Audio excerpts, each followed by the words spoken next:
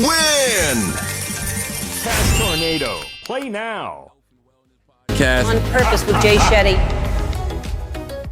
A lot of studies show that how we were loved or unloved between the ages of 0 to 5 impact the next 15, 25, 50 years of our life. Wow. And how we give love to ourselves and how we give love to others. And so I was thinking, do you have a core memory or an experience with your family from childhood that kind of embodies the feeling you have about them now, or that keeps you tied close to them? I'd say sort of more than a memory is just a feeling that I could say all of my brothers and I had, was that because our dad's a comedian, his job only ever existed once we had gone to bed, and our mum worked from home. She was a photographer. So to us as kids, our parents didn't really work. They just were always home.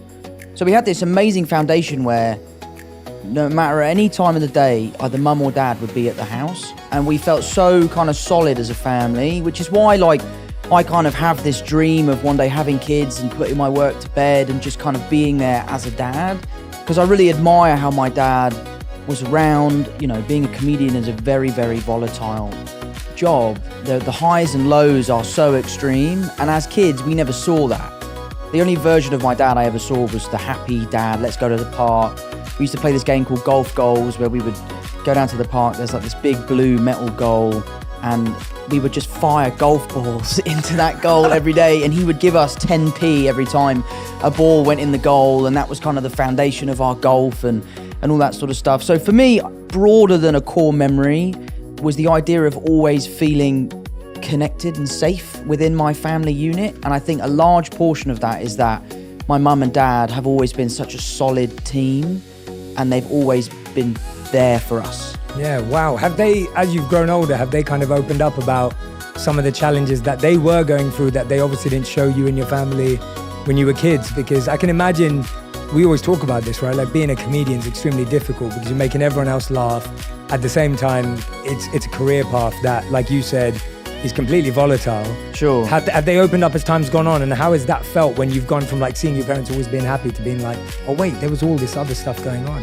Absolutely they have. And it's not even sometimes things that they've told us. It's just things that we've grown up to recognise. As a young kid, you know, you're not looking to how's my mum feeling, how's my dad feeling. And now as an older person, you know, those are things I care about. I want to call my mum because I know it will brighten her day. So that's all part of growing up, I guess. So seeing the way in which my dad's job affects him or my dad's job affects my mum is something we've all sort of come to terms with, and he's amazing at it. I mean, to be honest, I say affect, it doesn't really affect anyone. He's so good at handling it, which is a lot of why I feel like I am the way I am.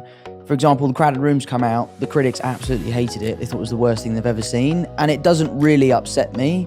And I think a large part of my feeling towards that has come from my dad being able to do a gig, the gig not going well, him brushing it off his shoulder and just right onto the next one. Yeah, wow. And first of all, I want to point that out as well. So I've been watching The Crowded Room. Right. And me and my wife have been watching it together, and we're actually really enjoying it. Good, thank you. So we're actually loving it because I love a show that has mystery. Sure. That's trying to like get me to figure it out and get me to think about it. I'm kind of confused, and I love stuff like that. Like I'm a massive Christopher Nolan fan. Yeah, absolutely. So all my favorite movies are Nolan movies, and the reason why I love them is because I have no idea what's going on. Sure. And you got to figure it out. And you got to figure it out. And I love puzzles, and I love escape rooms, and I love anything an escape room. Yeah, I love anything that's got me thinking, what is going on here, and why can't I figure it out? Mate, do you know what you should watch? I admittedly watch it to go to sleep if I'm ever feeling stressed or like overstimulated. I watch this guy called Chris Ramsey. He's like a YouTube guy. He's a magician, but I just watch him solve puzzles. He like buys these Japanese like handcrafted puzzle boxes, and he just solves them. And I've started buying them, and they come to the house, and you sit down for 4 hours, put it down, pick it up, and try and solve this puzzle, and it's amazing. Are you any good at them? No, I'm terrible at them, mate. I'm absolutely terrible. I've had an unsolved Rubik's Cube since I was like 11. But yeah, so I watch his videos because there's just something about like the sound of the wood. I'm a carpenter, so I love like craftsmanship and that sort of stuff. So I love the way that these pieces are put together. So watching him solve the puzzles, I find so relaxing. Yeah, I think for so many of us, you know, getting bad reviews, perceptions, people talking about us, whatever that may be, whatever scale we live at, can actually affect us. Sure. And you saying that actually seeing your dad, seeing him shrug it off and seeing him move on actually really helped him. Do you think that you've been able to create a bit more of a skill around that now, or is it something that happens naturally for you? Because I'm guessing that there's a lot of people who are listening and watching going, Tom, that's pretty amazing that you can do that at your scale and your level. But, I'm still affected by that, or I really struggle when my mate says something. Like, I know the number one thing I hear is like, most people don't chase their dreams because they're scared of what their mates will say, let alone what the world will say. Yeah, like I had this I was flying back last night, as I was telling you. So I was on a plane from DC to London last night, and the air hostess, she was wonderful. Her name was Jeanette. She said to me, she was like, Jay, I really want to start a YouTube channel, but you just got to block out what your friends are going to say, right? And she was just worried about it. So that it's a very real thing. So I guess, have you kind of figured out a little formula for it, or is it just natural because you saw your dad and it's become easier that way? I think it's a little bit of both, really. I think it's something you definitely get better at. I'm really lucky that I have an incredibly strong group of friends. Like, one of my best mates just called me up earlier to say he'd seen the 5th episode, and he's like, I know what happens in the show and I'm still loving it. The people I'm watching it with have no idea what's going on, but they can't wait for the next one. Yeah. So, I really, really hold high the opinions of people that I really care about. I'm also really lucky to have an amazing group of fans who are so supportive. They are diehard, they are there day one, and that makes me feel really good. But I do think a lot of my lessons in life have come from my dad, and the ways that he can deal with things that he hasn't done very well in the past, that he's passed on to me. And I live by this really...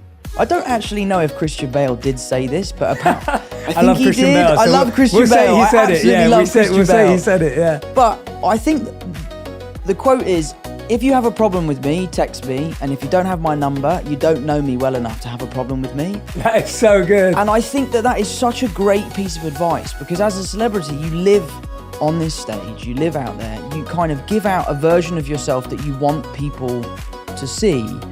And that can be the version of yourself that they can have a problem with or they can love. And there is I feel like I'm quite authentic in my public persona, but I just try to really care about what my family thinks, what my friends think, what the people in my local community think. I live in Kingston, I know everyone that lives there. I can't walk 5 feet without bumping into one of my mum's friends. So it's something I've been working on. I try my best to not let that stuff affect me. It does. Yeah, of course. I'm not cold-hearted or anything like that. It does affect me, but I just try to move on and focus on the positives. Yeah, absolutely, absolutely. What was did you ever see your dad deal with everything and you thought, wow, that was incredible? Like, was there anything specific that you remember that, like, seeing him, like, tackle something and you thought, wow, that really impressed me, even if it was something really small in hindsight? I think the thing I admire most about my dad is his resilience. He's someone who has had an incredibly successful career in his earlier life, and then later in life his career sort of plateaued and he struggled, and he's never stopped. He's never given up. He's still gigging to this day. He's still writing books. He has a Patreon. He has a podcast. He's constantly grafting to get to where he wants to be. And I think being a young kid and seeing your dad continually working as hard as he can to kind of put his best foot forward, for me, has been a huge drive for my work ethic. I'll give it 100% or I'll give it nothing. And I think a lot of that has come from my dad and seeing him deal with that. The funny thing about my dad is, you talk about doing a bad gig. I must have seen him 20 times. I've never seen him do a bad gig. He always seems to absolutely rip it. But maybe that's just because we're in the audience. But no, I owe a lot to my dad, and a lot of the teachings are things he's told me and things I've just witnessed him do. Yeah. And was there ever a piece of feedback or a rumor or something you saw that did affect you, where you actually thought, well, or at least made you stop and go, God, I'm trying to see the positives, but this one's tough. Like this actually made me have to pause and figure it out. Something that did really upset me, I was in New York, I was shooting The Crowded Room, and I was having a really hard time with the job just because of how taxing it was, the emotional capacity that I was having to get to every day. And I decided to delete my Instagram because I just felt like I was so addicted to